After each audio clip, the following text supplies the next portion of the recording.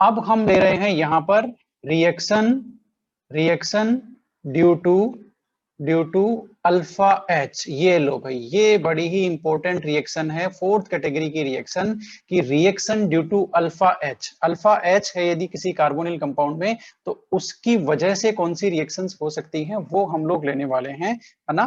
तो अब सबसे पहले तो मैं आपको ये बता दूं कि ये अल्फा एच से रिलेटेड कॉन्सेप्ट क्या है, वो आप लोग लिख लो फटाफट, है ना। यहाँ पर लिख लो, ये छोटा सा हेडिंग ले लेते हैं हम लोग, या फिर आप लोग यहाँ पर एक लिख लो in aldehydes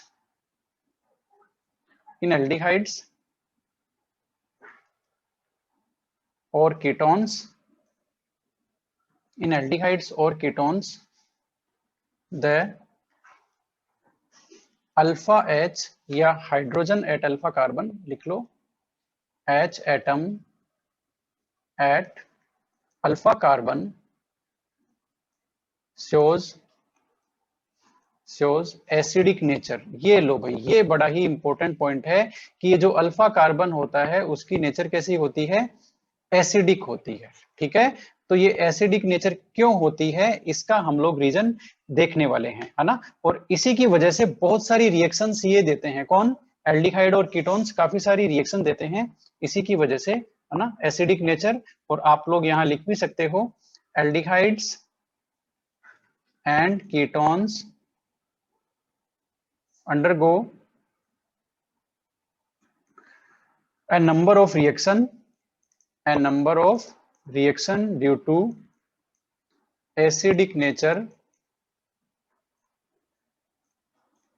of alpha H. ये लो भी, अल्फा एच की एसिडिक रिएक्शन की वजह से बहुत सारी रिएक्शंस देते हैं, कौन, एल्डिहाइड और कीटोन। तो आप लोग मेरी बात को समझिए, हम लोग अब सिर्फ उस हाइड्रोजन पे फोकस करने वाले हैं जो कौन से कार्बन से अटैच है, बताना जरा, बोलो कौन से कार्बन से अटैच है, अल्फा से अटैच है। ठीक है, और उसका नेचर क्या है, एसिडिक है या बेसिक है, बोलो, एसिडिक, एसिडिक नेचर है उसका। ठीक है, अब और एसिडिक नेचर की वजह से बहुत सारी रिएक्शंस देता है वो एल्डिहाइड्स और कीटोन्स, उनमें से कुछ इंपॉर्टेंट रिएक्शंस हम लोग डिस्कस करेंगे। ठीक है, तो सबसे पहले तो ये देखते हैं कि ये एसिडिक नेचर कैसे दिखाता है और इसके रीजंस क्या हैं। तो सबसे पहले हम लोग इसको चेक करते हैं कि अल्फा हाइड्रोजन एटम की आखिर कहानी है क्या। तो इसके लिए हमने ये एक कीटोन लिया, आप इसको ध्यान से देखिए, ये एक कीटोन है और इसमें ये आपका अल्फा हाइड्रोजन एटम है। ये देखो, बाकी सारी वैलेंसीज को तो छोड़ दिया, एक हाइड्रोजन एटम है। अब सबसे पहले आपको अल्फा बीटा गामा ये कार्बन क्या होते हैं ये तो पता है ना। तो फंक्शनल ग्रुप के नेक्स्ट कार्बन अल्फा कार्बन होता है, ये देखो। तो ये जो कार्बन है आपका, ये अल्फा कार्बन हो गया, ये अल्फा कार्बन हो गया। ठीक है, इसी के साथ ये भी आपका अल्फा कार्बन हो गया। ये दोनों कीटोन्स में ये जो कार्बोनिल ग्रुप है, इनके दोनों तरफ वाले जो फर्स्ट कार्बन है ना, जिससे कीटोनिक ग्रुप अटैच होता है, वो अल्फा कार्बन होता है। नेक्स्ट कार्बन बीटा होता है, नेक्स्ट कार्बन गामा होता है, इस तरह से चेन चलती रहती है। तो हमारे पास यहाँ पर अल्फा कार्बन पर एक हाइड्रोजन एटम है। ठीक है, इसका एसिडिक नेचर कैसे होता है वो हमें देखना है। तो आप लोग अब ध्यान से सुनो मेरी बात, ये जो कार्बोनिल ग्रुप है ये स्ट्रॉन्ग इलेक्ट्रॉन विड्रॉइंग ग्रुप का काम करता है। किसका काम करता है बताना जरा, स्ट्रॉन्ग इलेक्ट्रॉन विड्रॉइंग ग्रुप। और स्ट्रॉन्ग इलेक्ट्रॉन विड्रॉइंग ग्रुप काम करेगा तो क्या होगा, बोलो जरा।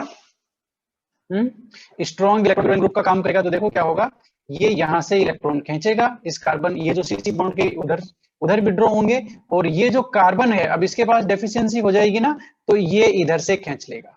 ठीक है, इस हाइड्रोजन वाले इलेक्ट्रॉन खींचने की कोशिश करेगा, उससे ये हाइड्रोजन है ना, इसका नेचर हो गया एसिडिक, है ना। लेकिन उतना भी एसिडिक नहीं हुआ जितना अल्कोहल, फिनोल और कार्बोक्सिलिक एसिड में होता है कि ये इसको एज ए प्रोटॉन रिलीज कर दे, नहीं, ये इसको एज ए प्रोटॉन रिलीज नहीं कर पाता है। लेकिन यदि कोई बेस इसके कांटेक्ट में आता है, डाइल्यूट बेस, कोई भी बेस इसके कांटेक्ट में आता है, ये देखो ये एक बेस है ना, ये जैसे ही इसके कांटेक्ट में आएगा, ठीक है, ये बेस इसके कांटेक्ट में आएगा, वैसे ही ये बेस, ये हाइड्रोजन उस बेस के साथ चला जाता है। और आप ध्यान से देखिए कर्सर को, ये जो इलेक्ट्रॉन्स हैं ये इस बॉन्ड के इलेक्ट्रॉन, CH बॉन्ड के इलेक्ट्रॉन कार्बन पे शिफ्ट हो जाते हैं। वापस समझ लीजिए, बेस यदि कोई भी आता है यहाँ पर, तो बेस इसको हाइड्रोजन को एब्स्ट्रैक्ट कर लेता है क्योंकि इसकी एसिडिक नेचर हो गई, और ये जो CH बॉन्ड के इलेक्ट्रॉन है ये कार्बन पे शिफ्ट हो जाते हैं क्योंकि उस कार्बन पे इलेक्ट्रॉन डेफिशिएंसी आ रही थी, क्योंकि ये जो कार्बोनिल ग्रुप है ये स्ट्रॉन्ग इलेक्ट्रॉन विड्रॉइंग ग्रुप है। ठीक है, तो अब अगला जो स्ट्रक्चर बनेगा वो आप बड़े ही ध्यान से समझिए। ये वाला कार्बन, इसका तो हमने कुछ ही नहीं किया, इस कार्बन का हमने कुछ नहीं किया, ये एज इट इज है। ठीक है, यहाँ से भी ये बॉन्ड भी एज इट इज है, ये जो C डबल बॉन्ड O है ये भी एज इट इज है, हमने ये भी कुछ ही नहीं किया। ये कार्बन है और ये इसकी दोनों वैलेंसीज है। अब ये जो CH बॉन्ड के इलेक्ट्रॉन थे ये अब इस कार्बन पे आ गए, तो ये कार्बन आयन बन गया। देखो कार्बन पे नेगेटिव चार्ज कार्बन आयन, ठीक है, तो ये कार्बन आयन बन गया है ना। अब क्या होगा, ये कार्बन आयन रेजोनेंस शो कर सकता है। ध्यान से देखो, ये कार्बन आयन रेजोनेंस शो करेगा। कैसे करेगा, कर्सर को देखो, ये जो इलेक्ट्रॉन्स हैं दोनों के दोनों इलेक्ट्रॉन पेयर ये यहाँ शिफ्ट होंगे, यहाँ कार्बन कार्बन डबल बॉन्ड बनेगा। जैसे ही यहाँ डबल बॉन्ड बनेगा वैसे ही CO डबल बॉन्ड के इलेक्ट्रॉन ऑक्सीजन पे शिफ्ट हो जाएंगे। ठीक है, शिफ्ट हो गए। इसकी अगली रेजोनेटिंग स्ट्रक्चर मैं आपको बना करके बताता हूं। ये जो कार्बन है इसका हमने कुछ ही नहीं किया, ये एज इट इज है। यहां पर अब CO बॉन्ड, ये सिंगल बॉन्ड हो गया, नेगेटिव चार्ज अब आ गया ऑक्सीजन के ऊपर। ध्यान से आप देखिए, ठीक है, ये डबल बॉन्ड में, ये जो बॉन्ड था ये डबल बॉन्ड में कन्वर्ट हो गया और ये दोनों वैलेंसीज एज इट इज। ठीक है, तो ये क्या बन गया, ये जो कार्बन आयन बना था, है ना, पहली तो हम उसको देखते हैं, इसका नाम क्या है इस कार्बन आयन का। तो सब इसको, ये है एक तरह का कार्बन आयन, ठीक है, जिसको हम लोग बोलते क्या है, इनोलेट आयन इसको बोलते हैं, इनोलेट आयन। ये काफी इंपॉर्टेंट टर्म है, इनोलेट। इनोलेट इसलिए क्योंकि इसमें इन ग्रुप भी है, आप ध्यान से देखिए, डबल बॉन्ड भी है, ठीक है, और ऑक्सीजन पे नेगेटिव चार्ज है, इसलिए इसको इनओलेट, है ना, इनोलेट। तो ये इसलिए इसको बोलते हैं इनोलेट या कार्बन आयन। और इसकी खास बात क्या है, ये रेजोनेंस से स्टेबिलाइज्ड हो रहा है, तो हम लिख सकते हैं स्टेबिलाइज्ड बाय रेजोनेंस। ये लो भाई, ये रेजोनेंस से स्टेबिलाइज हो रहा है, ये इसकी खास बात है। तो आपने देखा अल्फा कार्बन एटम का, यस, अल्फा जो हाइड्रोजन एटम है ना, उसका नेचर कैसा हुआ, एसिडिक, है ना। उसके रीजन क्या क्या आइडेंटिफाई किए आपने, बताना जरा। पहला रीजन क्या है, बोलो।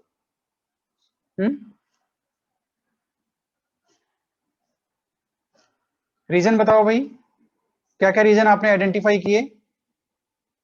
नंबर 1 बताओ। इसका कीटोनिक ग्रुप का, कार्बोनिल ग्रुप का कैसा नेचर है, strong electron withdrawing, yes, strong electron withdrawing nature of carbonyl group. ये लो भाई, कार्बोनिल ग्रुप का स्ट्रॉन्ग इलेक्ट्रॉन विड्रॉइंग नेचर है। नंबर टू क्या है, ये जो इनोलेट आयन बनता है कार्बन आयन, वो रेजोनेंस स्टेबिलाइज्ड है ना। कार्बन आयन फॉर्म्ड, या हाँ, carbon ion formed is resonance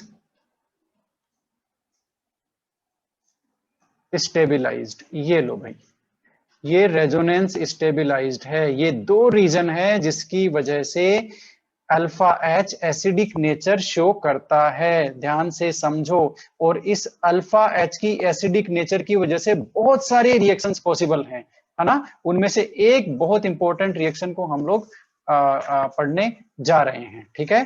तो अब हम वो रिएक्शन लेंगे, वो रिएक्शन कौन सी है और उसकी कहानी क्या है वो हम लोग लेंगे, ठीक है। तो अब आप लोग हेडिंग लगा सकते हो, reaction due to alpha H। अच्छा, ये तो हमारा लगाया वही है, हमने एसिडिक नेचर को डिस्कस कर लिया, उसके रीजन डिस्कस कर लिए, अल्फा H बनने की वजह से क्या हुआ, इनोलेट आयन बना कार्बन आयन, वो भी हमने डिस्कस कर लिया, ठीक है।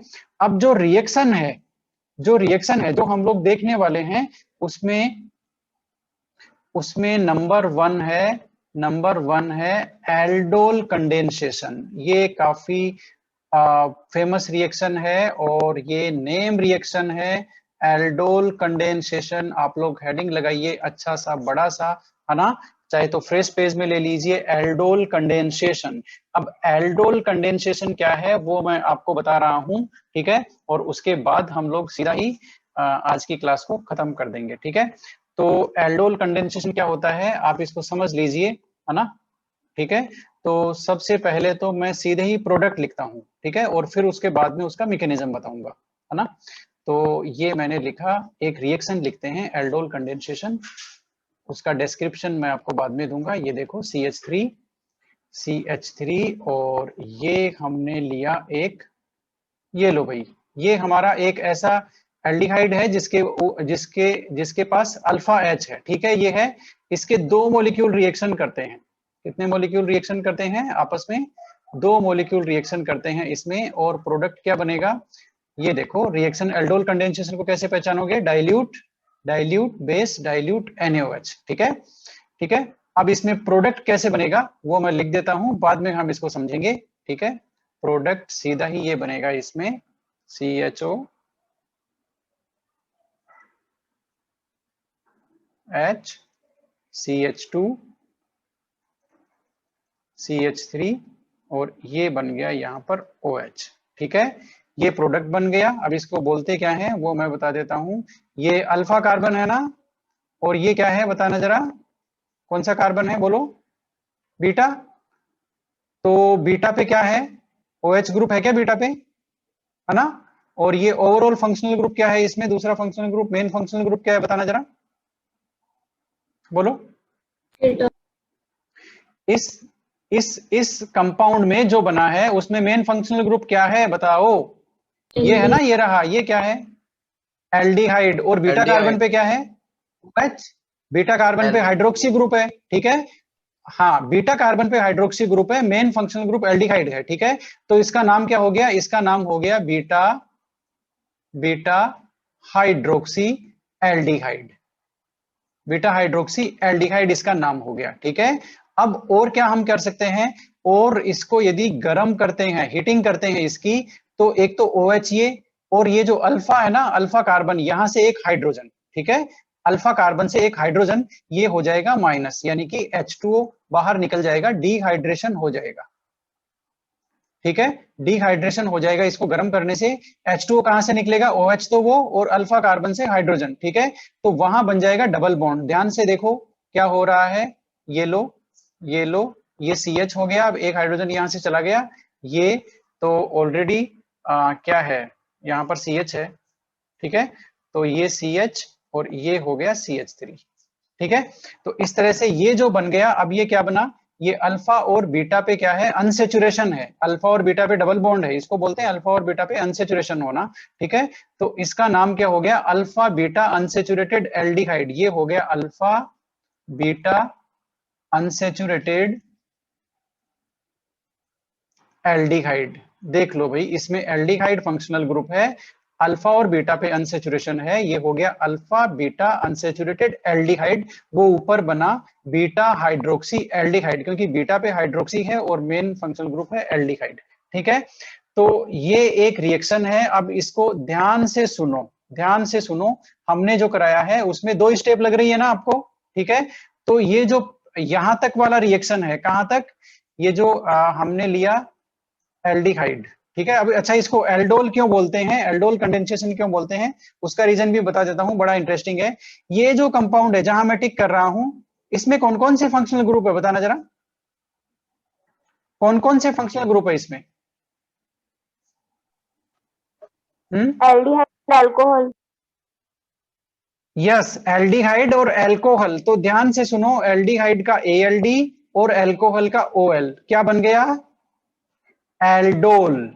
एल्डोल, इसीलिए इस रिएक्शन को बोलते हैं एल्डोल, ठीक है। अब कंडेंसेशन किसको बोलते हैं ये और बता दो। कंडेंसेशन क्या होते हैं? कंडेंसेशन होते हैं नॉर्मली जिसमें स्मॉल मॉलिक्यूल का एलिमिनेशन हो रहा हो, ठीक है।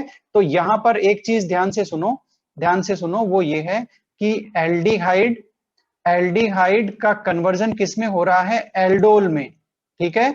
ये इतनी रिएक्शन होती है एल्डोल रिएक्शन, और उस एल्डोल को आगे हीटिंग करते हैं, डिहाइड्रेशन हो जाता है और अल्फा बीटा अनसेचुरेटेड कंपाउंड बन जाते हैं, अल्फा बीटा अनसेचुरेटेड एल्डिहाइड्स, ठीक है ना। तो ये जो ओवरऑल रिएक्शन है, ओवरऑल रिएक्शन है, उसको तो बोलते हैं एल्डोल कंडेंसेशन, ठीक है। कितनी रिएक्शन, जो ओवरऑल रिएक्शन है उसको। और ये जो फर्स्ट फेज है, कौन सी? एल्डिहाइड से कहां तक?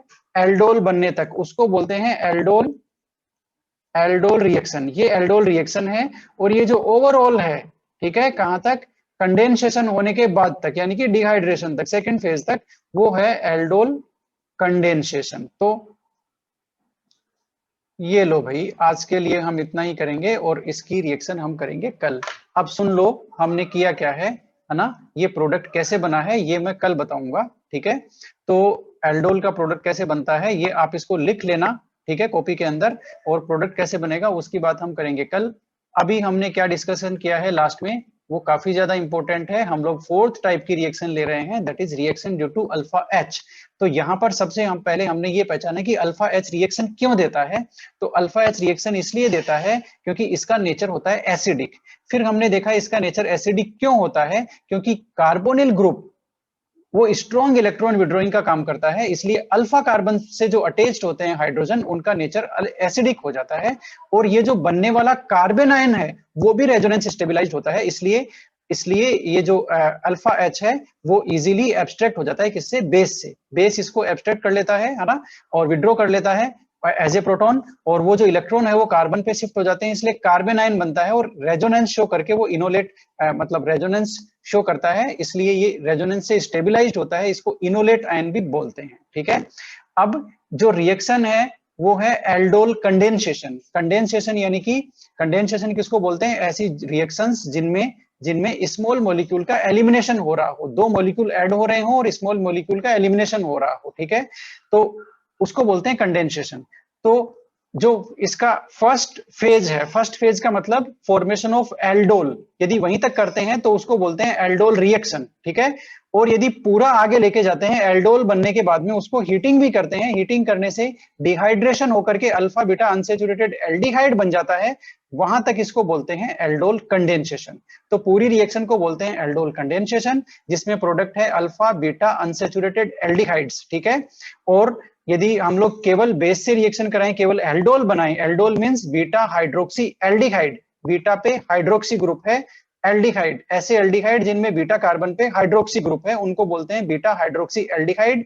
और इनमें एल्डिहाइड और अल्कोहल ग्रुप होता है, तो एल्डिहाइड का एएलडी, अल्कोहल का ओल, बन गया एल्डोल, ठीक है। तो ये एल्डोल प्रोडक्ट भी इनको बोलते हैं, इसीलिए इस रिएक्शन का नाम है एल्डोल रिएक्शन या एल्डोल कंडेंसेशन, ठीक है। तो ये प्रोडक्ट बना कैसे, ये प्रोडक्ट बना कैसे, कौन सा, एल्डोल, इसकी स्टोरी बड़ी इंटरेस्टिंग है, आप लोगों को सच में अच्छा लगेगा कल, है ना, जब हम इसकी बात करेंगे, ठीक है। तो आज के लिए हम लोग इतना ही